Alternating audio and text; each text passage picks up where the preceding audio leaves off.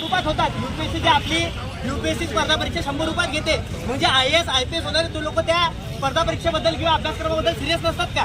माझा असा उपमुख्यमंत्र्यांना प्रश्न आहे.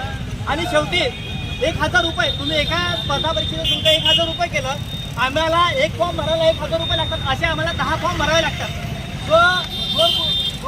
समजा जे काही आहेत मुलं ती शेतकऱ्याची मुलं, असं तर काही झालं नाही ना की एखाद्या मंत्रसंत्राचा मुलगा, एखाद्या बिझनेसमॅनचा मुलगा हे स्पर्धा परीक्षा द्यायला उतरलेला आहे. जर तुम्ही 6000 रुपये आम्हाला देता, एखाद्या शेतकऱ्याला तुम्ही 6000 रुपये वर्षाची देता आणि त्याच्या मुलाकडून तुम्ही 1000 रुपये काढता, तर हे तुमचं दुहेरी चरित्र काय समजायचं विद्यार्थ्याने?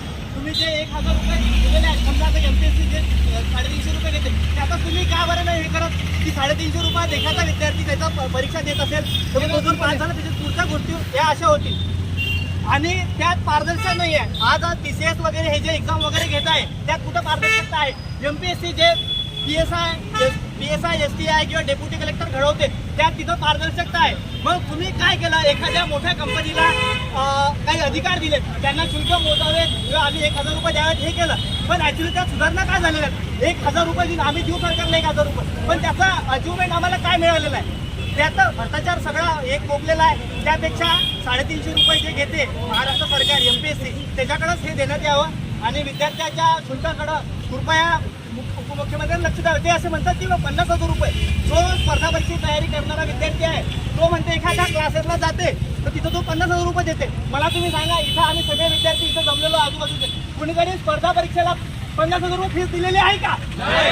जर 50,000 रुपये आमच्याकडे तेव्हाच्या तेव्हा किंवा कुठं करप्शन करायचं तेव्हा जर आमच्याजवळ असते तर आम्ही स्पर्धा परीक्षा केली असती का?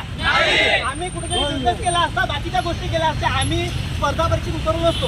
कृपया माझं म्हणणं उपमुख्यमंत्र्यांनी लक्षात घ्यावं की जास्त करून जे विद्यार्थी आहेत हे सामान्य कुटुंबातून येतात, ते शेतकऱ्याचे मुलं आहेत. मग तुम्ही शेतकऱ्याला जेव्हा तुम्ही 6000 रुपये देता त्याऐवजी तुम्ही हे पहा की 1000 रुपयापेक्षा किती कमी करून त्याला स्पर्धा परीक्षेतल्या संख्येची वाढ करता येईल. एवढे बोलून मी माझे 2 शब्द सांगतो. जय हिंद, जय भारत.